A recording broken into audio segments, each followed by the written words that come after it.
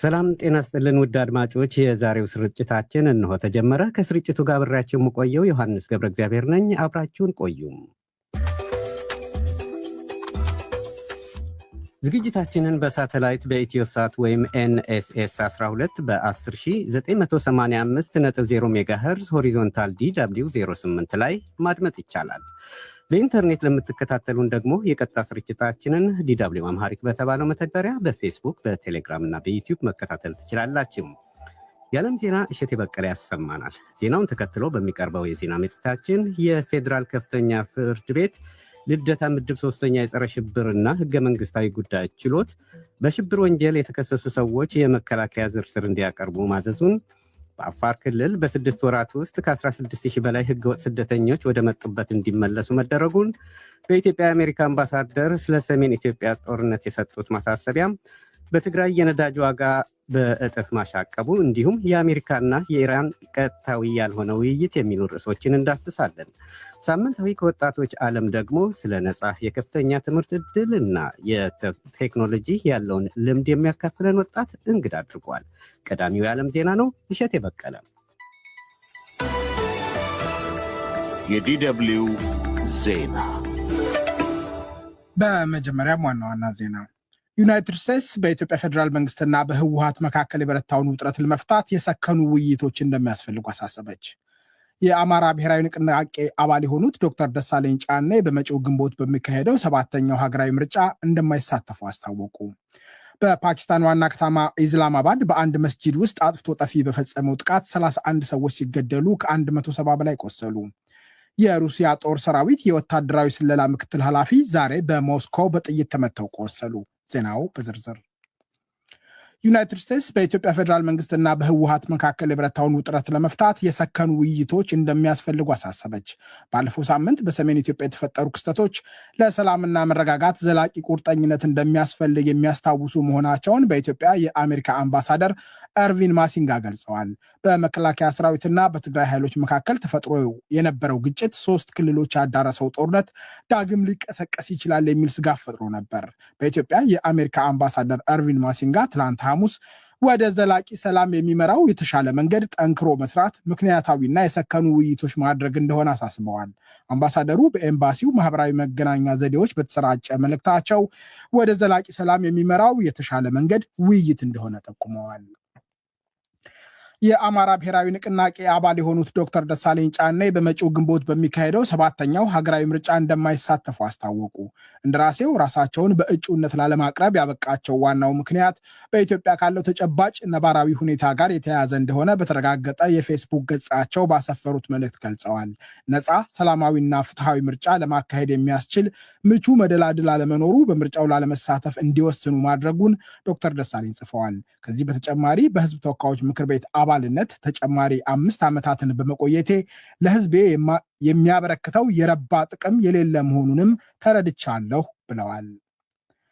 በደቡብ ሱዳን ጆንግሌ ግዛት የታጠቁ ወሮበሎች ትላንት ሐሙስ ህፃናት አድን የተባለ የብሪታንያ የግብረሰናይ ድርጅት ጤና ጣቢያ ማውደማቸውን፣ ቢሮውን ማጋየታቸውንና መዝረፋቸውን ተቋሙ አስታወቀ። ባለፉት ሳምንታት በፕሬዝደንት ሳልቫኪር ሚያርዲትና ተቀናቃኛቸው ሪክ ማቻር ደጋፊዎች መካከል የተቀሰቀሰው ግጭት በተለይ ደቡብ ሱዳን ከኢትዮጵያ በምትዋሰንበት የጆንግሌ ግዛት በርትቷል። በግጭቱ ምክንያት በግዛቲቱ ቢያንስ 280,000 ሰዎች መፈናቀላቸውን የተባበሩት መንግስታት ባለፈው ማክሰኞ አስታውቆ ነበር። ሴቭ ዘ ችልድረን በዋልጋክ ግዛት በሚገኝ የጤና ማዕከል ላይ የተፈጸመው ጥቃት በመቶዎች የሚቆጠሩ ህፃናትና ቤተሰቦችን መሰረታዊ አገልግሎት እንዳቋረጠ ገልጿል። የግብረሰናይ ድርጅቱ እንዳለው ጥቃት በተፈጸመበት ወቅት በሰራተኞቹ ላይ የደረሰ ጉዳት ባይኖርም የሚሰጠውን አገልግሎት አቋርጦ ተቀጣሪዎቹን ከአካባቢው እያሸሸ ነው። በምስራቅ ዴሞክራቲክ ሪፐብሊክ ኮንጎ በሚገኝ የኪሳንጋኒ አውሮፕላን ማረፊያ ላይ የተፈጸመው የድሮን ጥቃት የሽብር ድርጊት ሊባል እንደሚችል የአፍሪካ ህብረት አስታወቀ። ህብረቱ ዛሬ አርብ ባወጣው መግለጫ በትልቅ ከተማ መሃል የሚገኝ አውሮፕላን ማረፊያ ላይ ያነጣጠረው ጥቃት ሲቪል ህዝብ አደጋ ላይ የጣለ ብርቱ የዓለም አቀፍ ህግ ጥሰት እንደሆነ ኮንኗል። በሩዋንዳ የሚደገፈው M23 ታጣቂ ቡድን የኮንጎ መንግስት ወታደሮች በሚጠቀሙበት አውሮፕላን ማረፊያ ላይ ባለፈው ሳምንት ለተፈጸመው የድሮን ጥቃት ኃላፊነት ወስዶ ነበር። ሸማቂው ከዚያ በፊት ከሚቆጣጠራቸው አካባቢዎች በሚርቁ ቦታዎች መሰል ጥቃቶች ፈጽሞ አያውቅም። M23 በጥቃቱ በኪሳንጋኒ አውሮፕላን ማረፊያ ውስጥ የነበረ የወታደራዊ ድሮን የእዝ ማዕከል እንዳወደመ አስታውቋል። የአፍሪካ ህብረት ግን የታጣቂ ቡድኑ እርምጃ የሽብር ድርጊት ሊባል የሚችል እንደሆነ ገልጿል።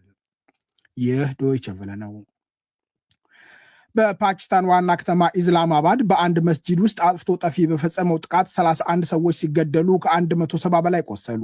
ጥቃቱ የተፈጸመው ካዲጃ አልኩብራ በተባለ የሺአ እስልምና መስጂድ በርካታ ሰዎች ለአርብ የጁምዓ ጸሎት በተሰበሰቡበት ወቅት ነው። ጥቃት ፈጻሚው በመስጂዱ መግቢያ በሚገኙ ጥበቃዎች ላይ ተኩስ ከከፈተ በኋላ የታጠቀውን ቦምብ እንዳነጎደ ሬውተርስ ዘግቧል። የፓኪስታን መከላከያ ሚኒስትር ሐዋጅ አዚፍ ጥቃት ፈጻሚው በተደጋጋሚ ወደ አፍጋኒስታን ይመላለስ እንደነበር ገልጸዋል። ለጥቃቱ እስካሁን ኃላፊነት የወሰደ ወገን የለም። ይሁንና በፓኪስታን የሚገኝ የታሊባን ታጣቂ ቡድን አሊያም ከዚህ ቀደም ለተፈጸሙ ተመሳሳይ ጥቃቶች ሲወነጀል የቆየው ራሱን እስላማዊ መንግስት ብሎ የሚጠራ ታጣቂ ሊሆኑ ይችላል ተብሎ እየተገመተ ነው።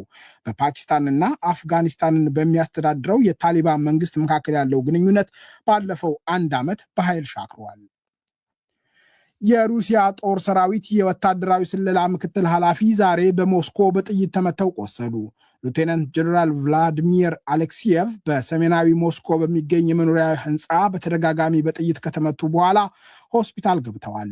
በጥቃቱ ላይ ምርመራ የሚያደርገው ኮሚቴ ቃል አቀባይ ስቬትላና ፔትሬንኮ የተጠርጣሪው ማንነት እንዳልታወቀ ገልጸዋል።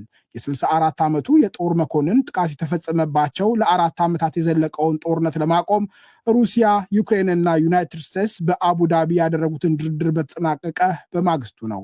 በድርድሩ የተሳተፈው የሩሲያ ልዑክ የተመራው በሉቴናንት ጀነራል ቭላዲሚር አሌክሲየቭ አለቃ ዋና አድሚራል ኢጎር ኮስቲዮቭ ነበር። ባለፉት ወራት በተከታታይ የተፈጸሙ የወታደራዊ መኮንኖች ግድያዎች ሩሲያ ዩክሬንን ስትወነጅል ቆይታለች። ስለ ጥቃቱ የተጠየቁት የሩሲያ ውጭ ጉዳይ ሚኒስትር ሰርጌይ ላቭሮቭ ምርመራውን የማከናወን ኃላፊነት የህግ አስከባሪ መስሪያ ቤቶች እንደሆነ ገልጸው ለዛሬውም ጥቃት ዩክሬንን ወንጅለዋል።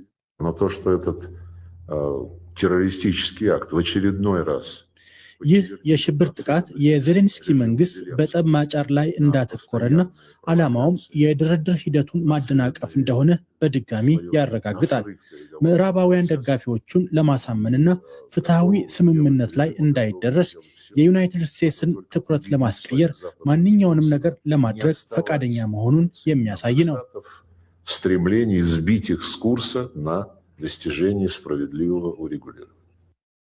ዩክሬን እስካሁን በጉዳዩ ላይ ምላሽ አልሰጠመችም። ኮሜርሳንት የተባለው የሩሲያ ዕለታዊ ጋዜጣ የጦር መኮንኑ በሚኖሩበት ህንፃ ደረጃ ላይ 2 ጊዜ በጥይት ተመተው እጅና እግራቸው እንደቆሰሉ ዘግቧል። ሉቴናንት ጀነራል ቭላዲሚር አሌክሲየቭ የጥቃት ፈጻሚውን ሽጉጥ ለመንጠቅ ሲታገሉ በድጋሚ ደረታቸው ላይ በጥይት መመታታቸውንና ተጠርጣሪው ከቦታው መሸሹን የጋዜጣው ዘገባ ይጠቁማል። የጀርመን መርሃ መንግስት ፍሬድሪሽ ሜርስ የኢራን መሪዎች ከአሜሪካን ጋር ብርቱ ድርድር ማድረግ እንደሚኖርባቸው ጥሪ ያቀረቡ። ሜርስ በአቡዳቢ በነበራቸው ጉብኝት ኢራን በገዛ ዜጎቿ ላይ የምትፈጽመውን ጥቃት እንድታቆም፣ የኑክሌር መርሃ ግብሯን እንድትገታ፣ በቀጠናው ሰላምና መረጋጋት ላይ ወደሚደረግ ድርድር እንድትመለስ ለማግባባት ከፍተኛ ዲፕሎማሲያዊ ጥረቶች መጀመራቸውን ገልጸዋል። ሜርስ ኢራን ወደ ቀልቧ መመለስ እንደሚኖርባት አሳስበዋል። ከፍተኛ ቦታ የተሰጠው የኢራንና የአሜሪካ ድርድር ዛሬ በኦማን አሸማጋዮች አማካኝነት በሙስካት ተካሂዷል። የኢራን ውጭ ጉዳይ ሚኒስትር አባስ አራጋቺ ጅማሮ ጥሩ እንደሆነና እንደሚቀጥል ለሀገራቸው የቴሌቪዥን ጣቢያ ተናግረዋል። በተዘዋዋሪ በድርድሩ የተሳተፉ የአሜሪካና የኢራን ሹማምንት ለምክክር ወደ የሀገራቸው ይመለሳሉ። በድርድሩ ዩናይትድ ስቴትስን ወክለው የተገኙት የአሜሪካ ልዩ ልዑክ ስቲቭ ዊትኮፍ እና የፕሬዚደንት ዶናልድ ትራምፕ አማች ጃሬድ ኩሽነር ናቸው። ኢራን በውጭ ጉዳይ ሚኒስትር አባስ አራጋቺ እና ትላንት ኦማን በደረሱ ዲፕሎማቶች ተወክላለች። ዩናይትድ ስቴትስ ከ14 ዓመታት በፊት በሊቢያ በሚገኝ ኤምባሲዋ ላይ በተፈጸመ ጥቃት እጁ አለበት ያለችውን ተጠርጣሪ በቁጥጥር ስር እንዳዋለች የሀገሪቱ ባለስልጣናት አስታወቁ።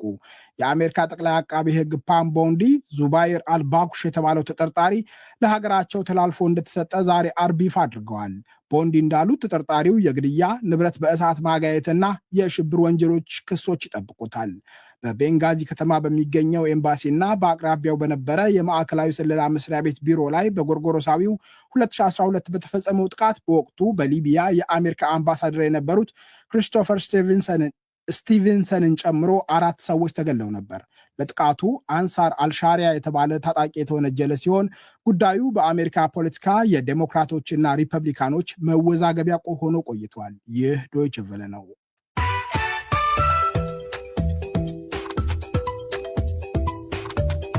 ዜናውን ከማብቃታችን በፊት ዋና ዋናዎቹን በድጋሚ ዩናይትድ ስቴትስ በኢትዮጵያ ፌዴራል መንግስትና በህወሓት መካከል የበረታውን ውጥረት ለመፍታት የሰከኑ ውይይቶች እንደሚያስፈልጉ አሳሰበች።